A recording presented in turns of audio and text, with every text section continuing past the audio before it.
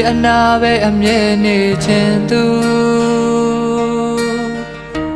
မင်းအတွက်အမြဲတမ်းအပြေခံလူ